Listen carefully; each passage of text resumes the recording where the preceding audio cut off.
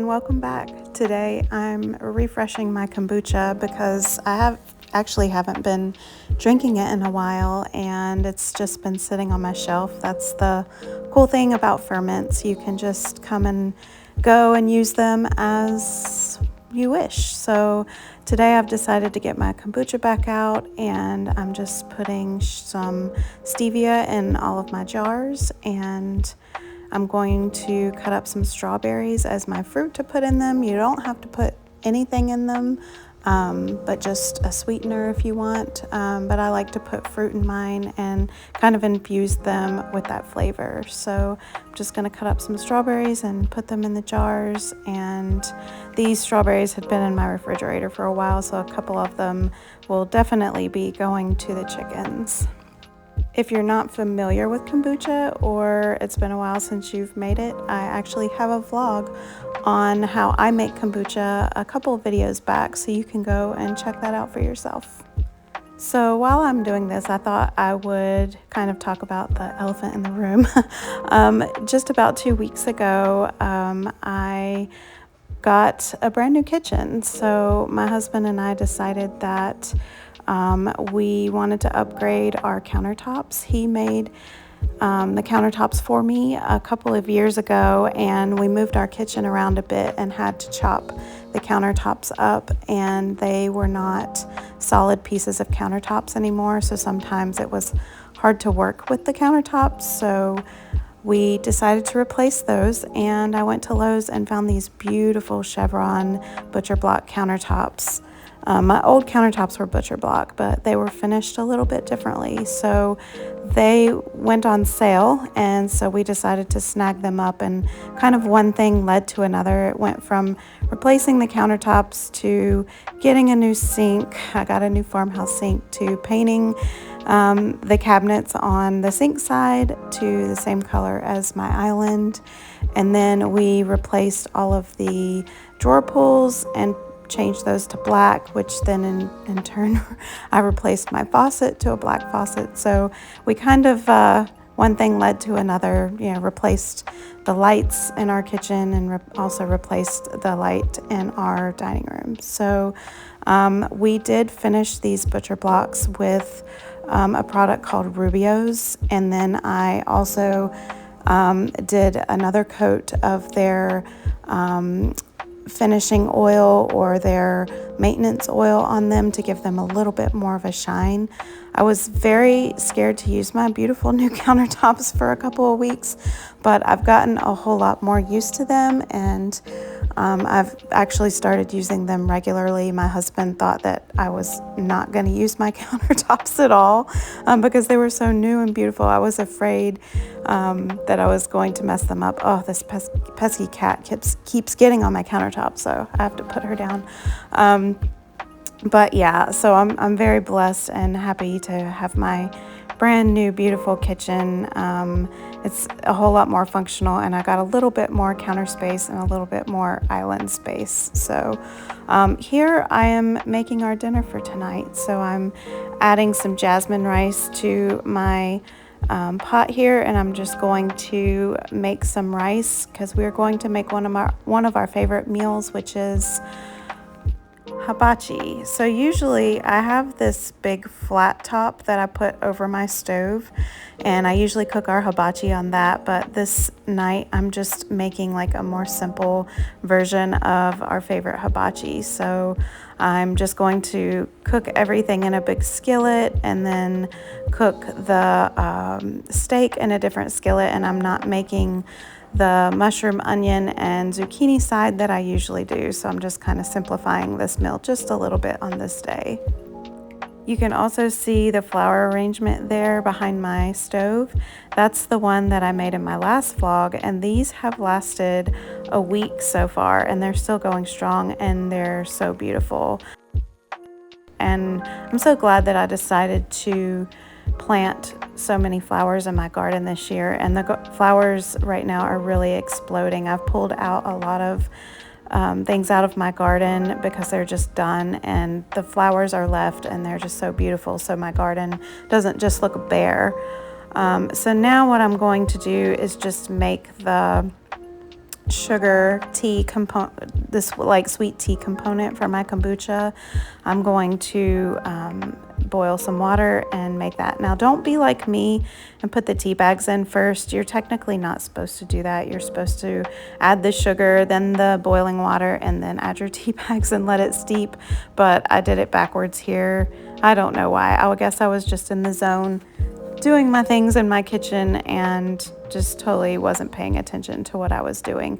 If you do it this way, you risk breaking your tea bags, and then you have to strain your tea out before you can add it to your kombucha.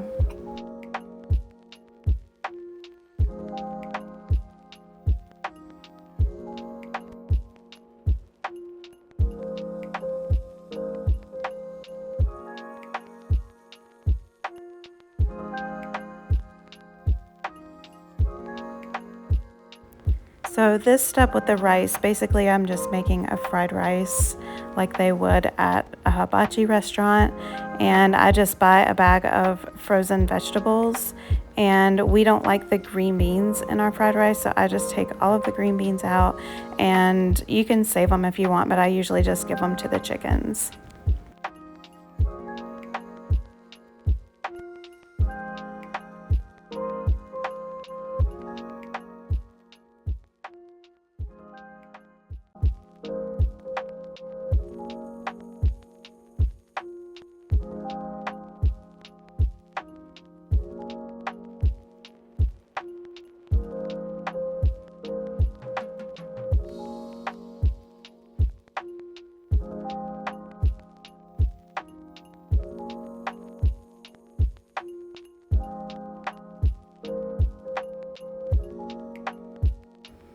I let my kombucha tea, the sweet tea component, sit and steep for about at least 15 minutes, and sometimes I'll just leave it until it cools, like you can't really hurt it. So I just mix this up and I put it on the other counter, or maybe I don't remember, but I just mix this up and try to get all the sugar combined into the water so that it can sit and steep so I can put it in the kombucha. This rice comes together really quickly, so I go in the pantry and I collect all the things that we like to put in it. I get out my butter, I get my liquid aminos, my oil that I use. I do not like fried rice without sesame oil. Toasted sesame oil is like a main staple for that, but I get out my spices and my salt and pepper, and I melt, when the rice is ready, I melt some butter and I put some toasted sesame oil in the bottom of the pan. I probably should have gotten this a little bit hotter for my eggs, but oh well, they still cook up just fine. So I spread all this around in the bottom of my pan, and then we like a lot of eggs in our fried rice, and it just adds a lot of extra protein, and I have chickens, so it's a good way to use up eggs. So I put the eggs in first, and I've used up to 6 eggs before, but I'm just using 4 eggs on this night.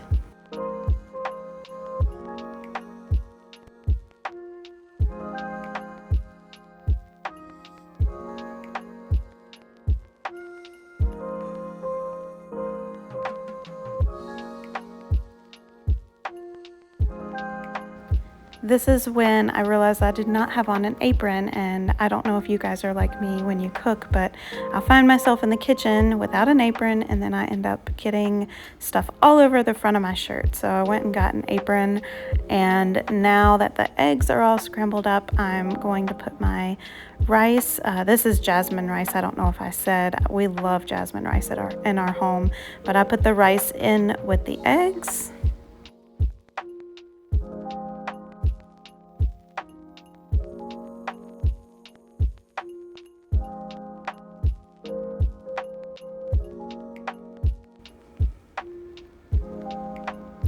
And then I add minced onions, and you can add fresh ingredients if you want to add some fresh onions and some fresh garlic, but this is a good way for me to get these flavors in and kind of hide it from my kids. Then I season it well with salt and pepper.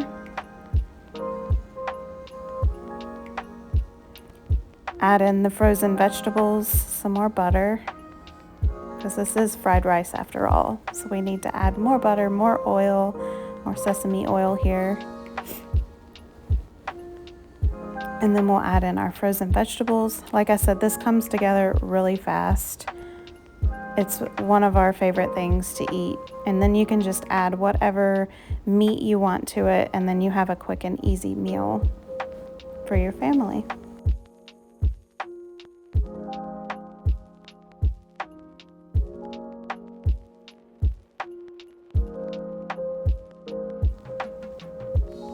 After I break up all the eggs and make sure everything is stirred in and combined, I then add some soy sauce or liquid aminos to give it even more of the fried rice flavor. And I add some sesame seeds as well. You can also put some cut up chopped onion, like green onion, on top, and I actually bought some for this and totally forgot, so it's in my refrigerator still. So who knows what I'll find to use that with. Hopefully I don't let it go bad.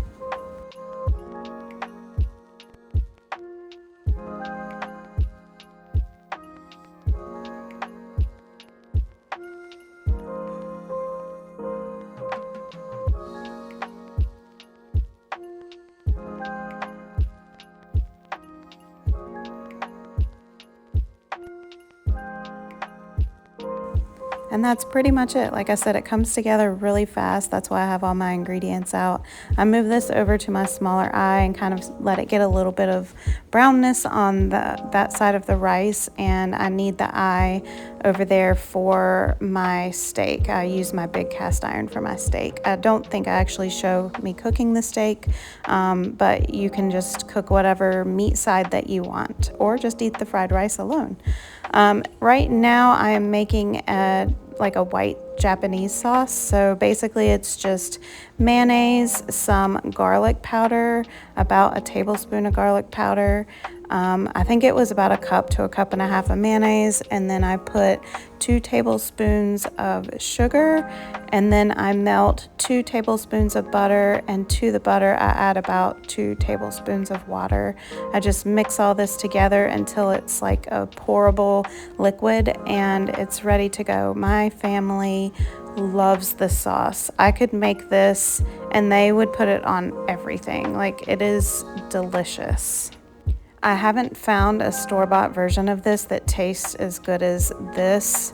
I just kind of made this up on our own since we couldn't find something we liked, and this is very similar to what we find at our Japanese restaurant here where we live, and it is just so good. Highly recommend. So here I'm just cooking up the steak. I had already put it in and kind of let the one side brown a little bit. These are just some sirloins that I have. I do get a meat box every month from Wild Pastures, and I had some that I had taken out of the freezer and didn't really know what I was going to do with. So I was just like, let's just have steak, and my family did not complain because they would eat steak and a starch every single night if that was affordable.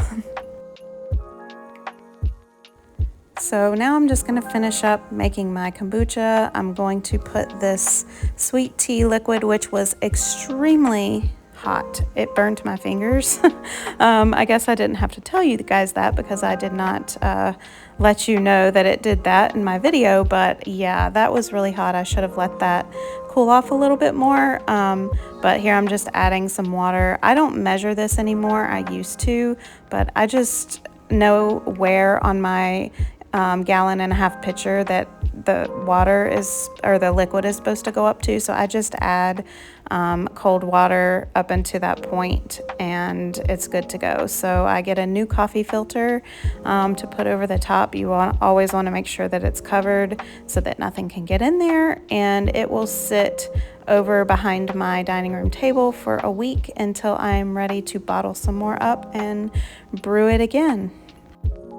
Since I have butcher block and you really don't want this to get wet or have any water on it, I bought that gray thing right there is a stone made out of diatomaceous earth, and I have that behind my sink as well, and I just love that. It soaks up the water and dries instantly and saves my countertop.